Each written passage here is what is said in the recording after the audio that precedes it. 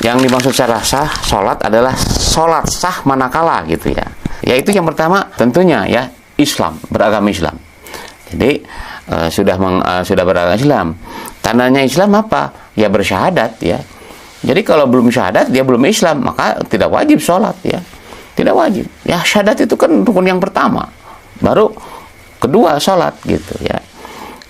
Mengapa para ulama selama ini tidak banyak membahas masalah ini? Apakah terlewatkan atau ada sesuatu yang lain? Mohon penjelasan lebih lanjut dari Pak Ustadz. Rukun iman adalah perbuatan batin, sementara rukun Islam adalah perbuatan zahir. Karena perbuatan zahir, maka rukun Islam membutuhkan syarat sah dan rukun dalam pelaksanaannya.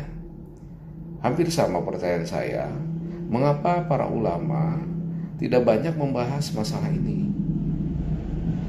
Apakah terlewatkan atau ada sesuatu hal yang lain?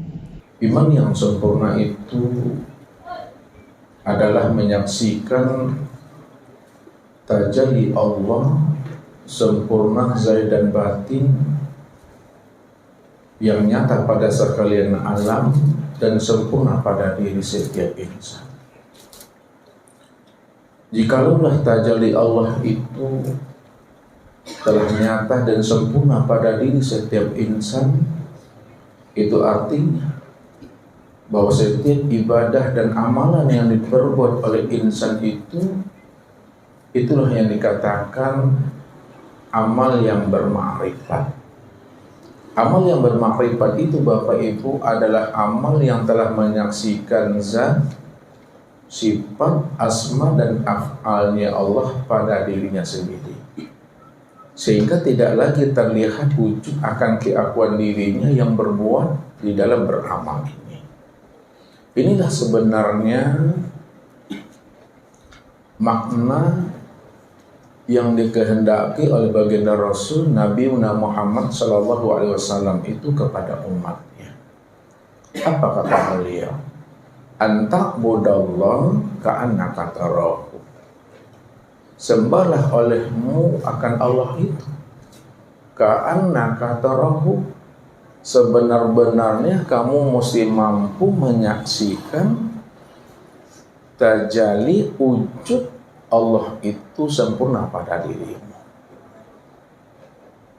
Dan ini pula sebenarnya yang dikehendaki Allah kepada setiap diri insan itu. Kata Allah, wa'bud rabbaka hatta ya'tiyakal yaqin. Maka sembahlah Rabbmu itu sehingga betul-betul kamu yakin. Makna yakin itu kata Rasul al-imanu kullu. Yakin itu artinya adalah iman yang sempurna. Kalaulah yakin itu adalah iman yang sempurna kata Rasul, lalu iman yang sempurna itu yang seperti apa yang dikehendaki oleh Rasul kepada kita? Iman yang sempurna itu kata Rasul antu'mina bi ru'yatillah, di mana kamu betul-betul menyaksikan tajalli Allah itu zahir dan batin sempurna pada dirimu sendiri. Makanya jikalau kita ingin sempurna akan keimanan kita menyaksikan akan Allah itu, kita mesti mampu memahami makna syahadat itu yang sebenar-benarnya. La ilaha, nggak ada Tuhan, tolak semua Tuhan. Illa, isbat, menetapkan satu saja. Illallah, hanya Allah saja. Jadi kalau sudah menggunakan la, artinya kita menolak semua yang dipertuhankan. Kalau sudah gunakan illa, kita menetapkan yang ini saja. Kalau dua-duanya disatukan la dengan illa, artinya yang satu ditetapkan, yang lain ditolak semua. Asyhadu an la ilaha illallah. Bacanya dari belakang dulu. Saya tetapkan Allah saja, la ilaha, yang lain saya tepikan semua. Tuh. Cukup dengan kalimat ini jadi prinsip kehidupan selesai. Unsur utama kebahagiaan seorang hamba di dunia maupun di akhirat. Modal terbesar bagi seorang hamba untuk meraih keridhaan Allah dan kecintaan Allah di dunia maupun di akhirat adalah tauhid. Tauhid sendiri secara bahasa berasal dari kata kerja wahada yuwahidu. Artinya adalah ja'adu syai' atau i'tiqadu syai' wahidan. Menjadikan sesuatu atau meyakini sesuatu itu satu atau tunggal. Adapun yang dimaksud secara istilah tauhid adalah ifradullahi tabaraka wa ta'ala bima yakhtassu bihi. Mengesahkan Allah Subhanahu wa ta'ala pada kekhususan-kekhususan yang dimiliki oleh Allah Subhanahu wa ta'ala. Dan kekhususan-kekhususan Allah Subhanahu wa ta'ala yang dijabarkan di dalam Al-Quran, yang dijelaskan oleh Allah sendiri dan dipaparkan oleh Rasulullah SAW dalam hadis-hadis yang sahih, tidak keluar dari 3 kelompok besar. Yang pertama adalah kekhususan Allah Subhanahu wa ta'ala yang terkait dengan perbuatannya atau rububiyahnya. Hanya Allah saja, hanya Dia sendiri yang menciptakan alam semesta dan segenap isinya. Hanya Allah saja yang mengatur alam semesta ini. Hanya Dia sendiri, ya, yang menghidupkan, mematikan, memberikan rizki, ya. Dan hanya Dia saja yang menentukan, yang berkuasa di alam semesta ini. Ini kemudian, kekhususan ini kemudian dikelompokkan oleh para ulama dalam tauhid ar-rububiyah. Hubungan antara tauhidul uluhiyah dengan tauhidur rububiyah atau sebaliknya, bahwasanya tauhidul ar-rububiyah itu mengharuskan orang untuk melakukan tauhidul uluhiyah. Artinya, ketika seorang mengakui, beriman bahwasanya Allah Subhanahu wa ta'ala yang menciptakan, hanya Allah yang memberikan rizki, hanya Allah yang memiliki segala sesuatu, hanya Allah yang mengatur segala sesuatu, maka keharusan baginya untuk beribadah hanya kepada Allah Subhanahu wa ta'ala. Begitu juga sebaliknya, ketika seorang itu beribadah kepada Allah, meminta hanya kepada Allah, ruku sujud hanya kepada Allah, menyembelih atas nama Allah, sebenarnya dia itu mengakui bahwasanya hanya Allah Subhanahu wa ta'ala yang maha kuasa atas segala sesuatu. Kenapa kita beribadah kepada Allah? Karena Allah yang telah menciptakan kita, Allah yang memiliki surga dan neraka, Allah yang maha kuasa menghidupkan dan mematikan kita. Begitu juga kenapa kita tidak beribadah kepada selain Allah Subhanahu wa ta'ala, tidak meminta kepada selain Allah Azza wa Jalla? Karena ini semuanya adalah makhluk yang lemah. Maka dari itu, seorang kalau sudah mengakui tauhidur rububiyah, mengharuskan dia untuk melakukan tauhidul uluhiyah, bima'na, dalam artian annal iqrara bitauhidir rububiyah yujibul iqrar bitauhidil uluhiyah wal qiyam bihi. Artinya adalah bahwa sesungguhnya iqrar, pengakuan kita akan tauhidir rububiyah, mengharuskan kita untuk mengakui juga tauhidul uluhiyah wal qiyam bihi, dan melaksanakan tauhidul uluhiyah. Faman arafa anna Allah rabbahu wa khaliqahu wa mudabbira umurihi wajib alaihi an ya'budahu wahdahu la syarikalah. Maka barang siapa yang mengetahui bahwasanya Allah adalah Rabbnya, Allah adalah penciptanya, Allah adalah pengatur segala urusan-urusannya, maka kewajiban baginya untuk beribadah hanya kepada Allah semata, tidak ada sekutu baginya.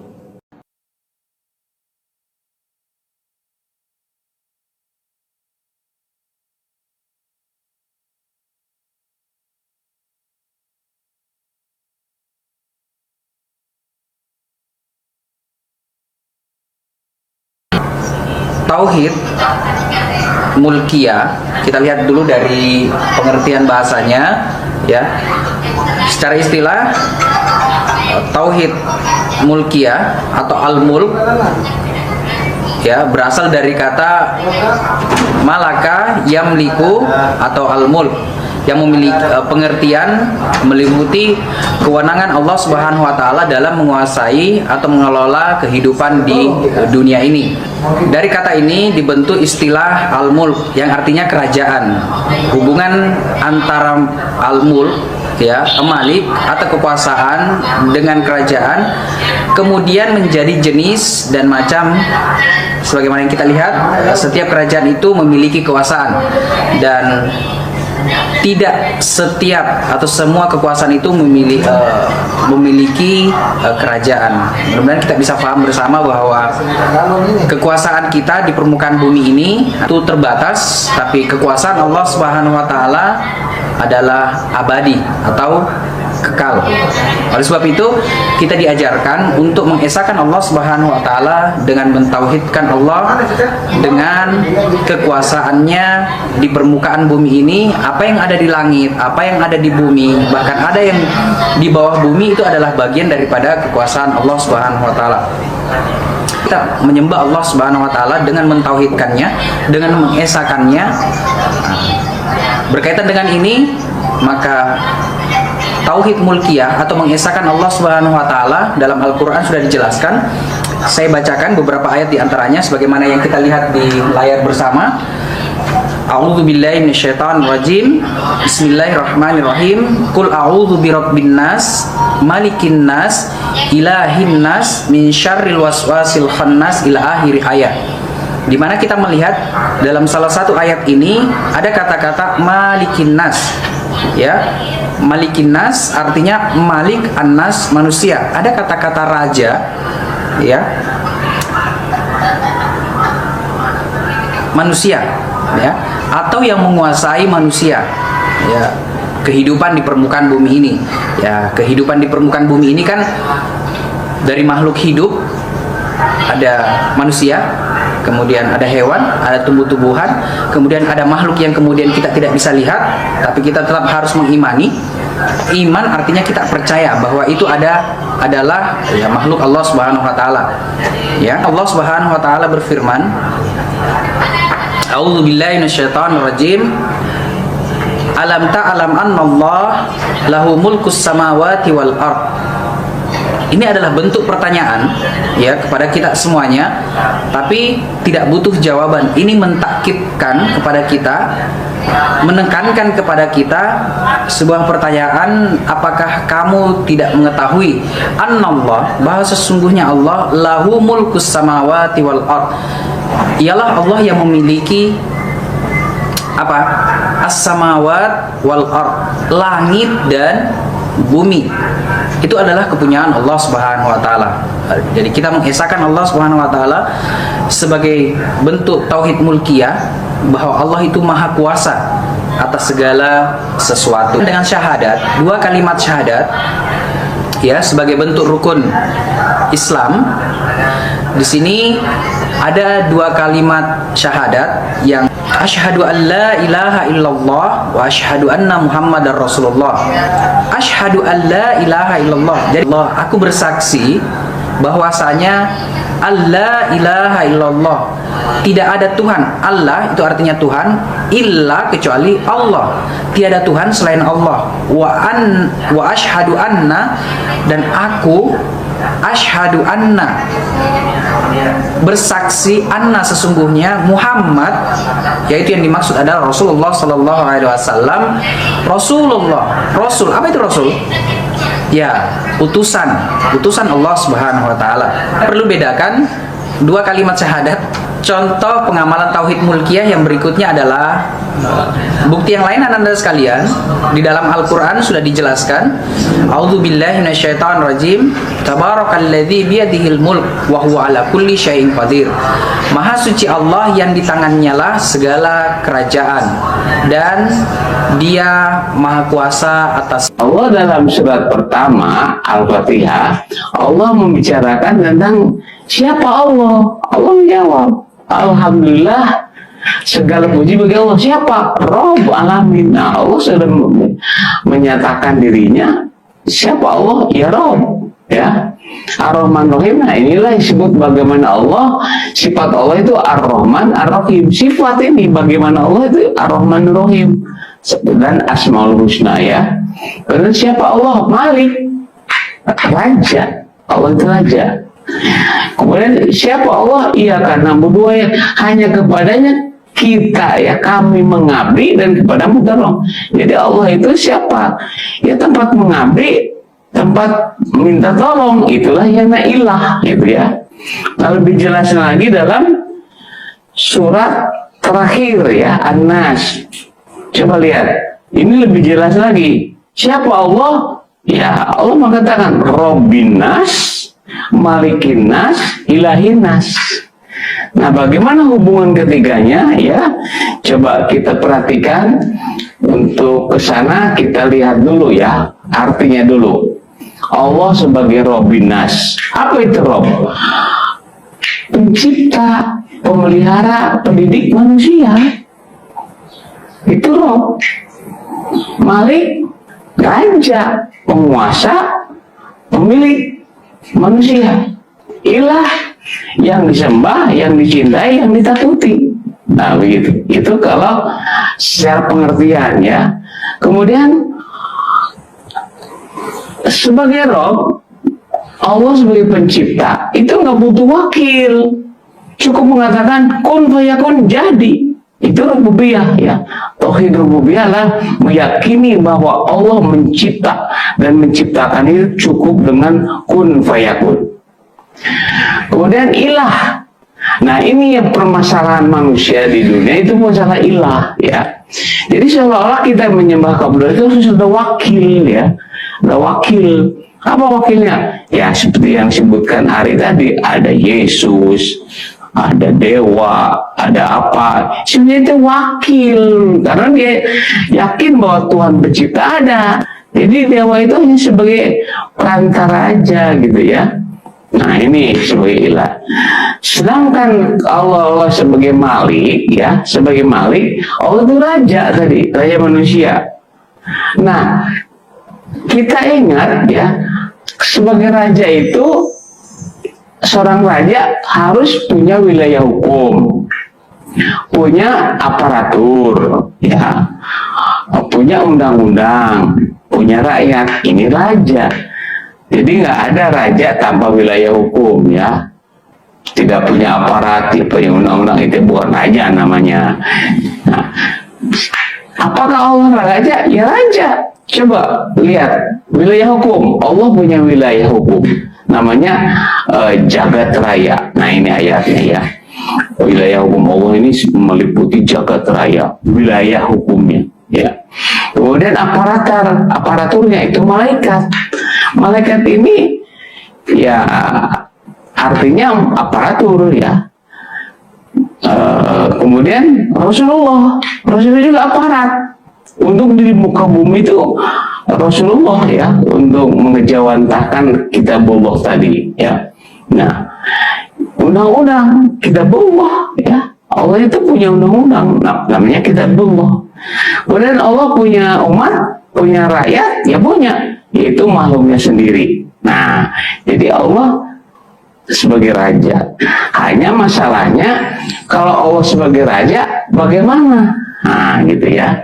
Nah, ini yang perlu dipahami adalah ini, coba lihat, ya, hubungan Allah dan Rasul.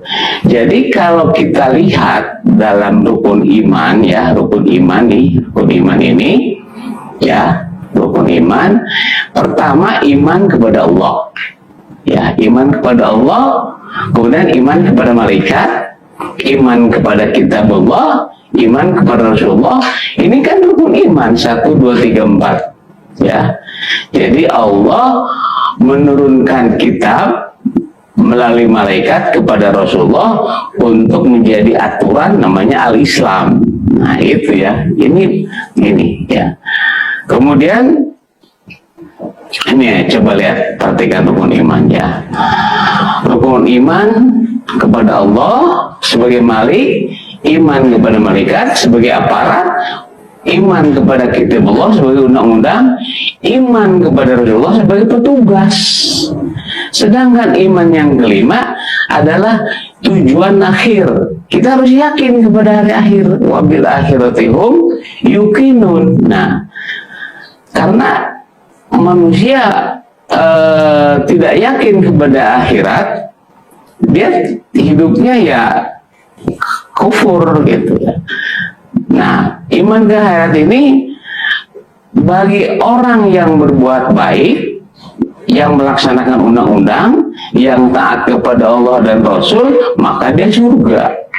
Sedangkan bagi yang tidak taat kepada Allah dan Rasulnya dan kepada kitabullah, maka dia neraka. Nah, kita harus yakin ini ya, iman kepada hari akhir.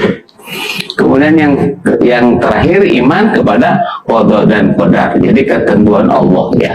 Jadi kita harus yakin kepada ketentuan Allah ya. Undang-undang tertulis maupun yang tidak tertulis.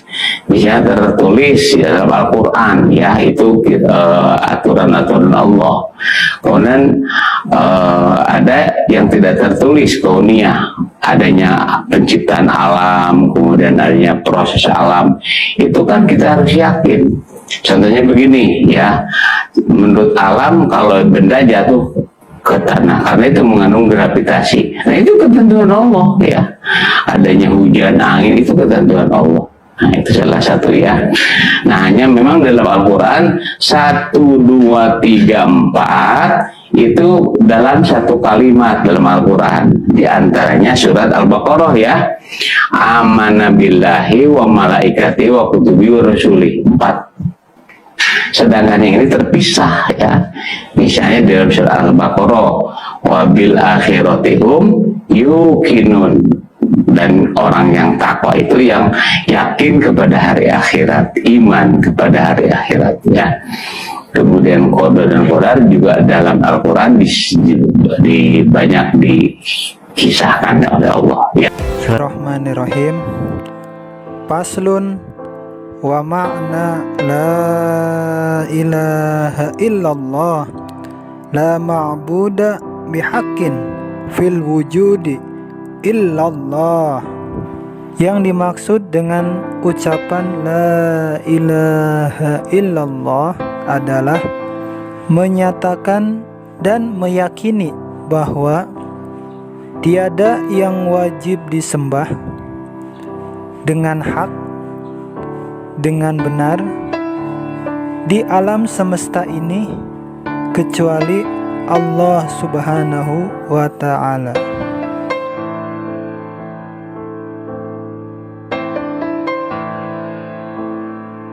Yang dimaksud syahadatain di dalam Islam. Oke.